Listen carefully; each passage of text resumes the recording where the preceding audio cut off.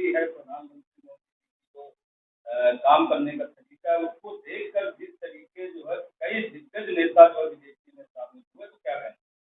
देखिए, प्रधानमंत्री मोदी जी पिछले 10 साल से देश की जब उन्हें जनता ने बागडोर सौंपी, तो देश के विकास में, देश का मान बढ़ाने में और भारतीय संस्कृति को आगे बढ़ाने में लगातार लगे हुए हैं।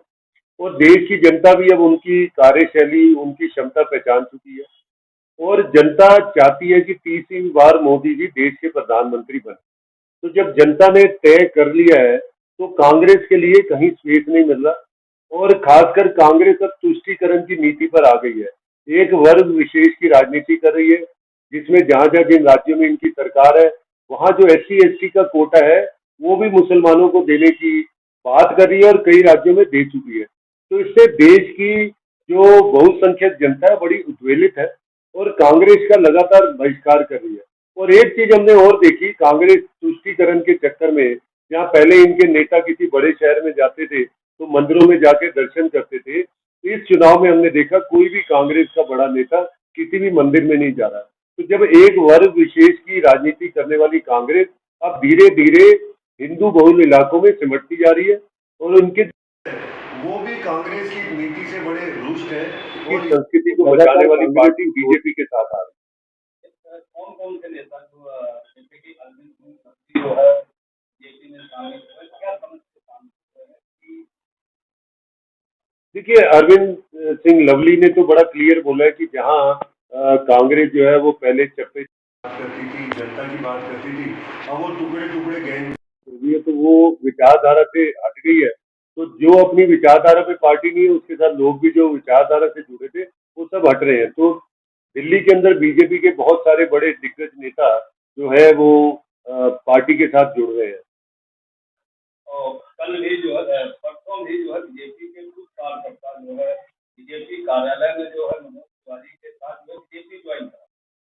हाँ, तो लगातार सुनिए, ये चाहे कांग्रेस नहीं है, आम आदमी पार्टी है, बहुजन समाज पार्टी है, ऐसी सभी पार्टियों के कार्यकर्ता बीजेपी की कार्यशाली, मोदी जी के व्यक्तित्व और बीजेपी का जो इनका मैनिफेस्टो है, उसके प्रति डेडिकेशन और काम की वजह से भारतीय जनता पार्टी से जुड़ रहे हैं।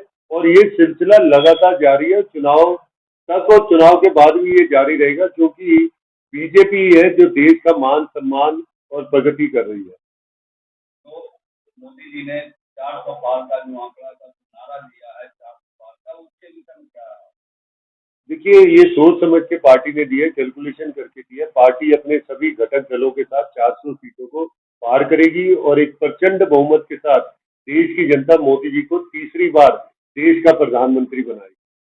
जैसे कि पूर्वी दिल्ली के सांसद चुनाव लड़ रहा है, उम्मीदवार है, उनसे उनके विषय में रैली किस तरीके हो गई, किस तरीके जनता जो है रुझान कर रही है, किस तरीके जनता उनके साथ? देखिए, हर्ष मल्होत्रा जी जमीन से जुड़े हुए कार्यकर्ता के रूप में भारतीय जनता पार्टी से जुड़े, अपने परिश्रम, पार्टी की विचारधारा के प्रति उनका जो डेडिकेशन था और जो उनके काम करने की शैली है, उससे वो धीरे धीरे बढ़ते हुए एक पार्षद से सीधा जो है लोकसभा की सीट पार्टी ने उन्हें दी है। एक दमदार व्यक्तित्व है, जनता को और समाज को और पार्टी के कार्यकर्ताओं को लेकर चलने वाले व्यक्ति हैं।